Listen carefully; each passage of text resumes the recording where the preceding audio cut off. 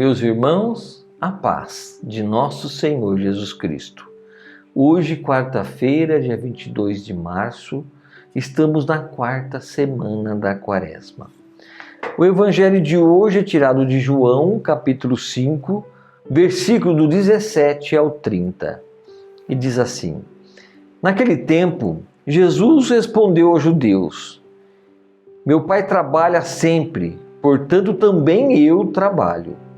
Então os judeus ainda mais procuravam matá-lo, porque além de violar o sábado, chamava Deus o seu Pai, fazendo-se assim igual a ele. Tomando a palavra, Jesus disse aos judeus: em verdade vos digo, o Filho não pode fazer nada por si mesmo.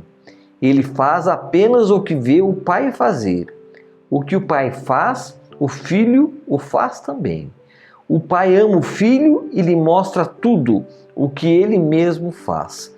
E lhe mostra as obras maiores ainda, de modo que ficareis admirados. Assim como o Pai ressuscita os mortos e lhe dá a vida, o Filho também dá a vida a quem ele quer. De fato, o Pai não julga ninguém, mas ele deu ao Filho o poder de julgar, para que todos honrem o Filho, assim como honram o Pai.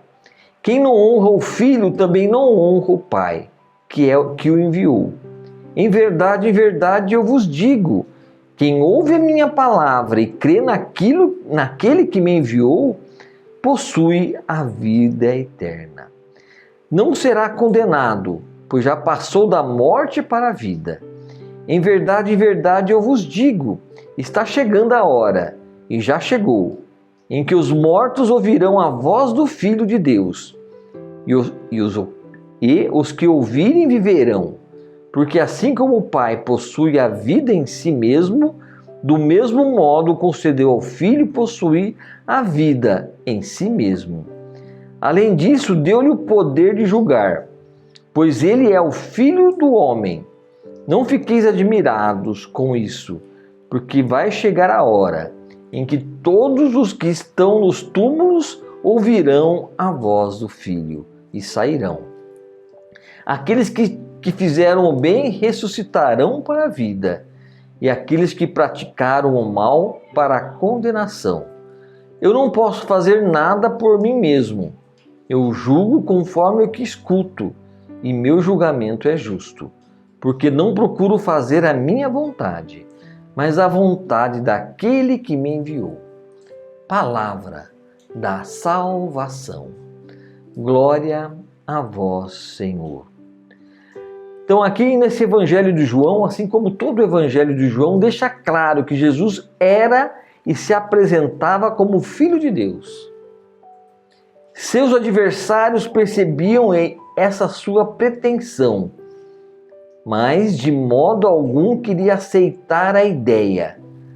Não olhavam para a pessoa de Jesus, nem para as suas obras, menos ainda deixando-se levar pela graça de Deus que lhes falava diretamente no coração.